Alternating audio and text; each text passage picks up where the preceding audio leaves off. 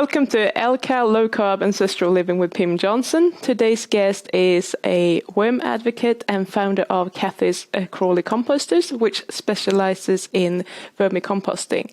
So Cathy is here today to offer us a very simple solution for today's growing waste problem, even if you live in a flat. So welcome to the show, Cathy.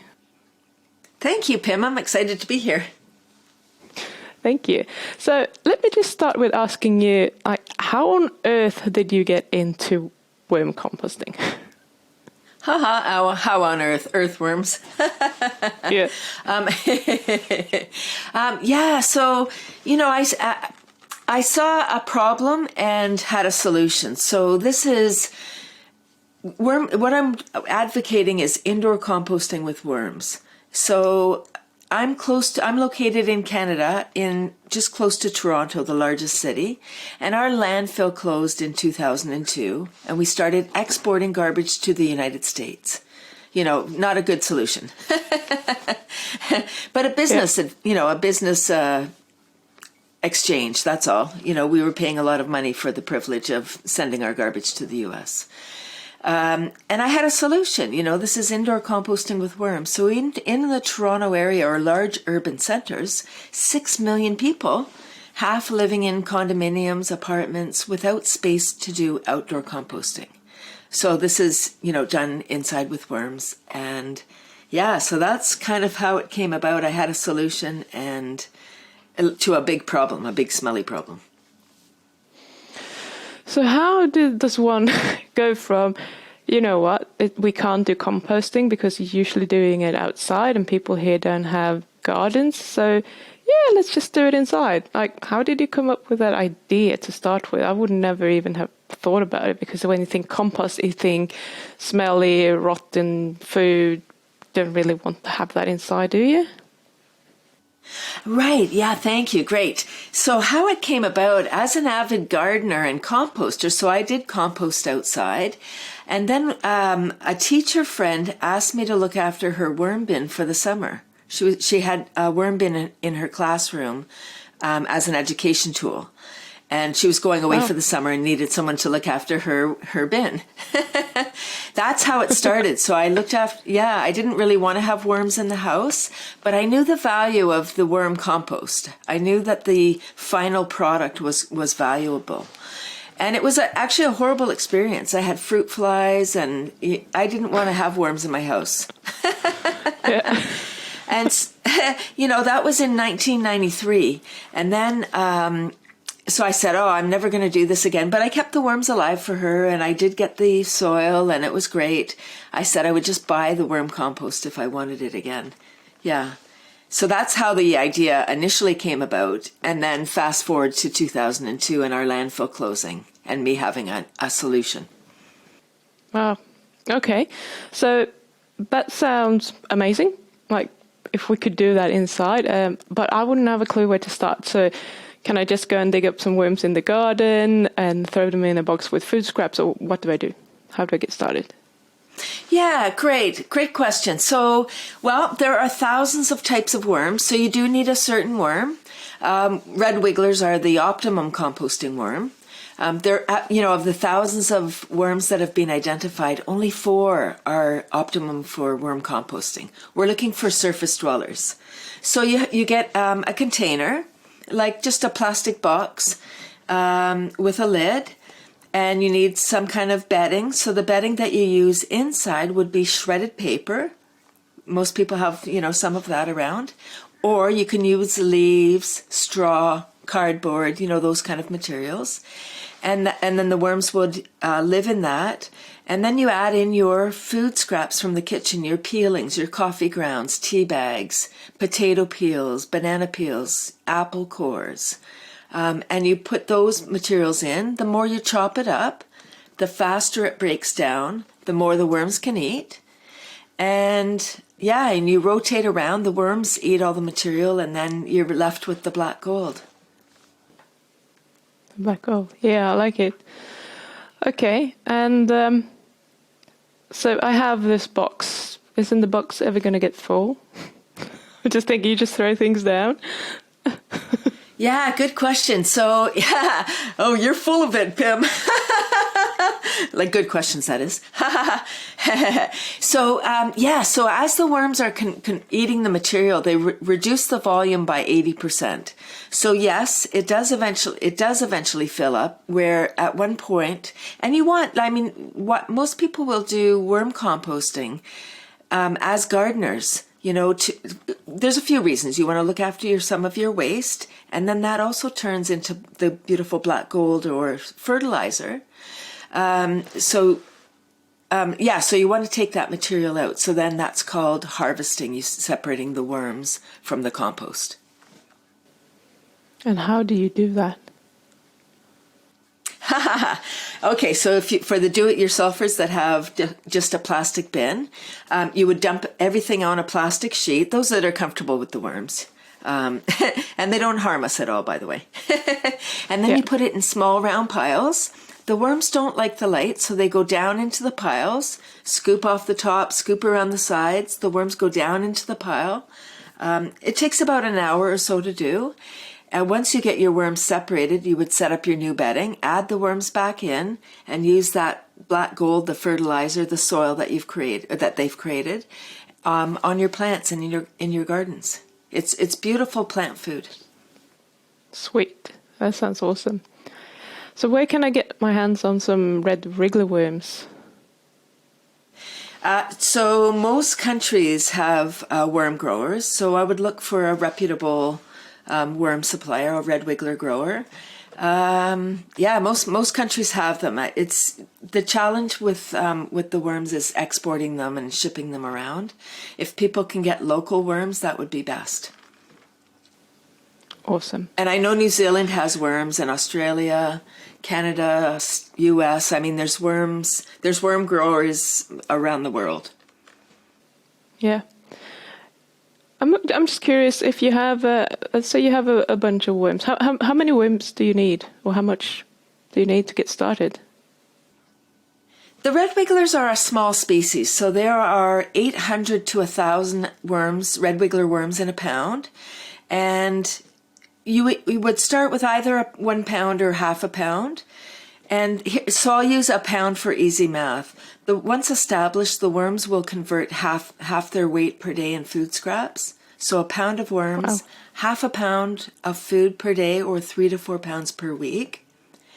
And it's substantial, it's really quite a bit of food.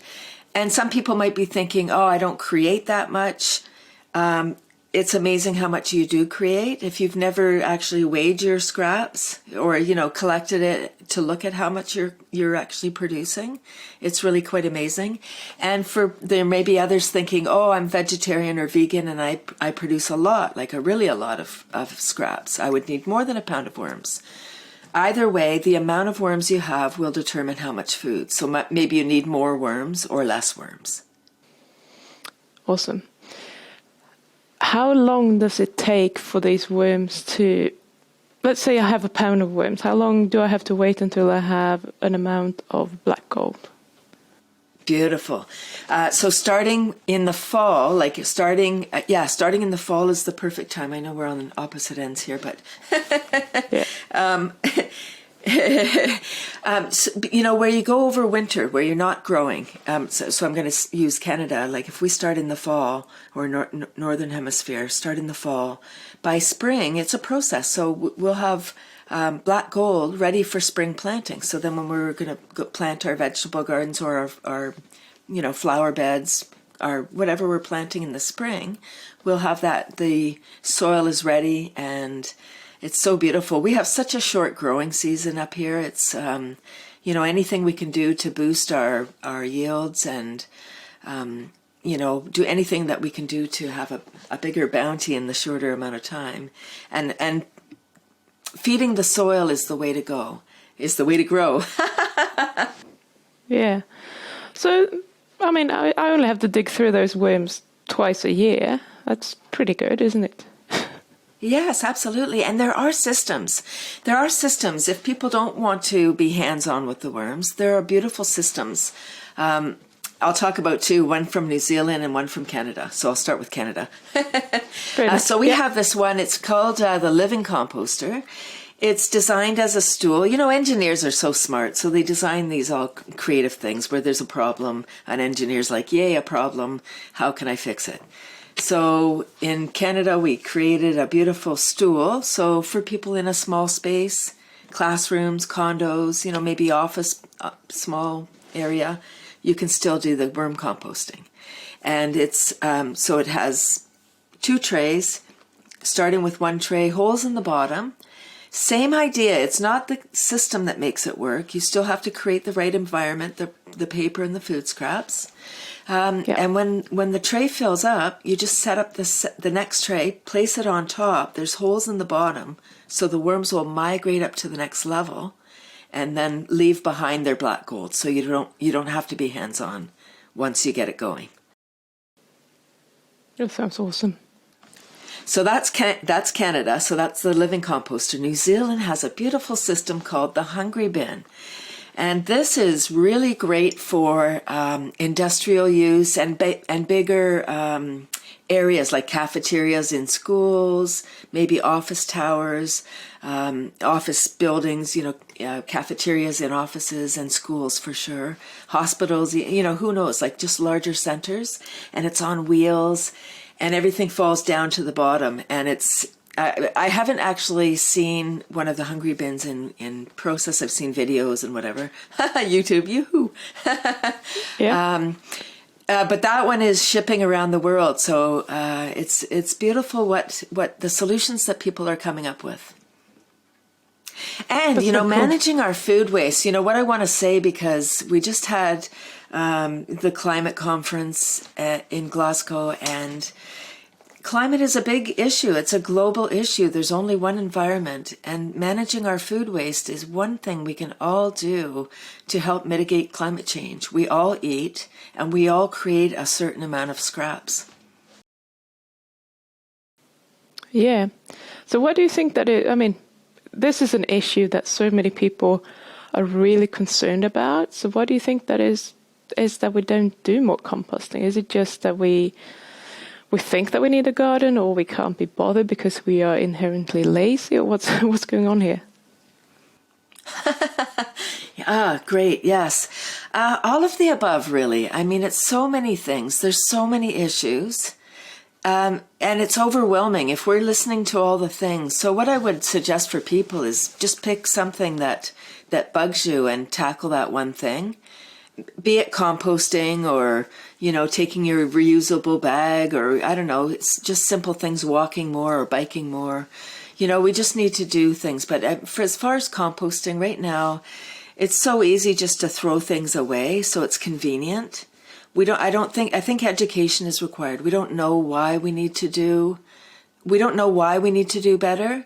And it's, you know, they don't advertise that on TV or on the radio, because nobody can make money if we're managing our own scraps, and we're taking away from the, you know, the soil industry and the fertilizer and even the waste industry. You know, that they might be out of a job one day if everyone's managing their scraps.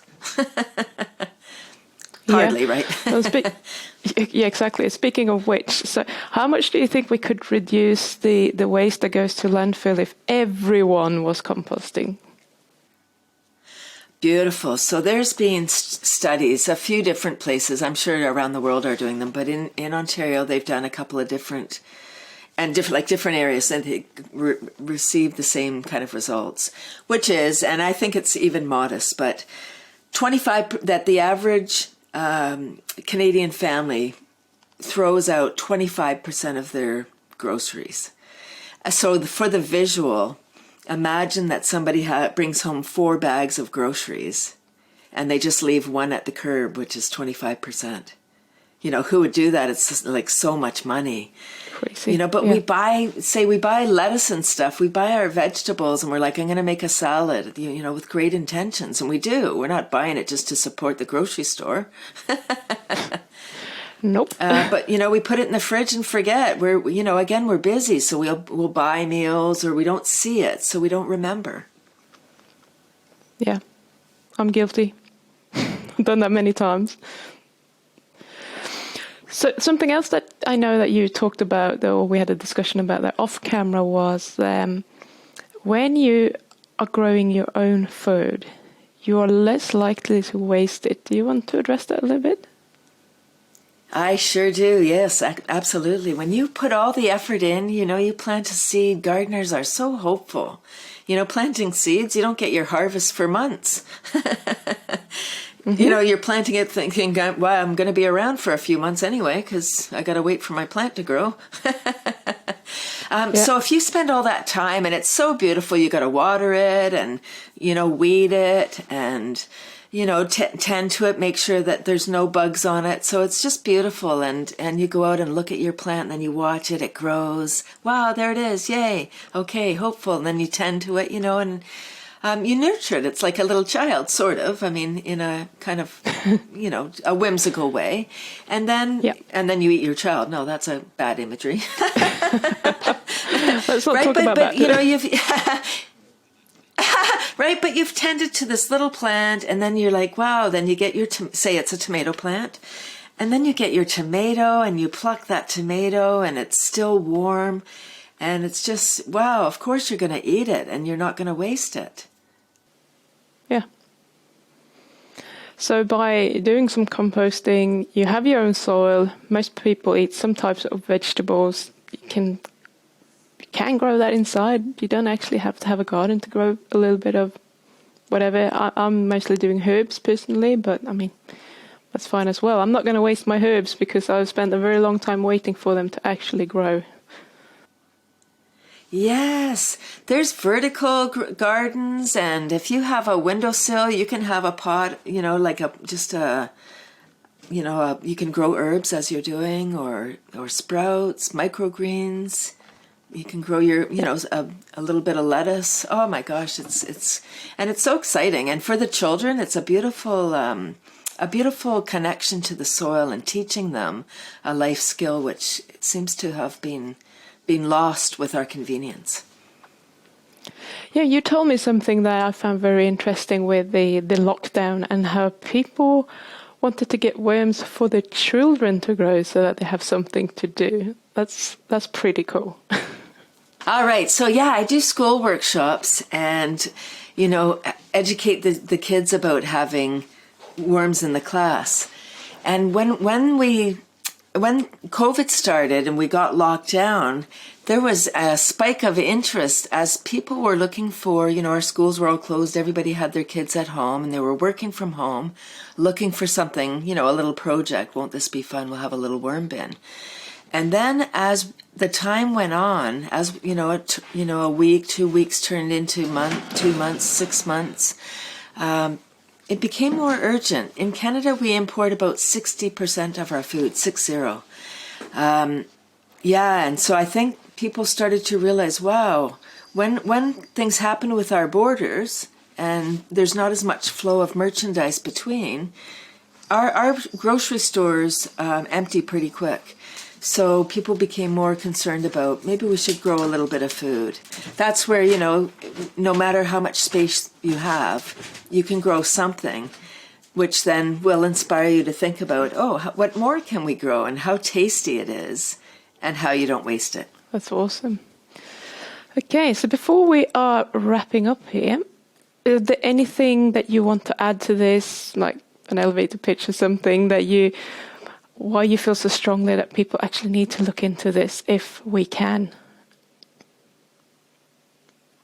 Thank you. I think that worms are going to play an ever-increasing role in waste management, soil production, and therefore food security. It's essential that we learn how. So thank you for listening today. I think if we, it's something that we can all do to manage our food waste, and it closes the loop. It closes the loop in our food. We create the soil. Worms are the soil makers. We grow a little bit of food. The scraps, the clippings from the food, we add feed to the worms so that we can grow more food. It's just a wonderful loop that just is more sustainable. We feel better, when we're not racing around to get everything. When we have it right at our fingertips, we have more time for just to enjoy life more. Yeah. Okay, so if people want to get in contact with you, if they want to have you on their podcast, or if they want to ask you about worm composting or anything, where can they get hold of you? So my worm website is probably the best place. 19 years I've had it. So it's Cathy'sComposters.com. Yeah, and I'm on social media and all over the place. We'll put the links in the description. Okay, thank you so much for coming here today. I have learned a thing or two, and I still find it fascinating, and I'm going to look into composting. So thank you so much. Thank you. Oh, thank you, Pim. I really appreciate the opportunity.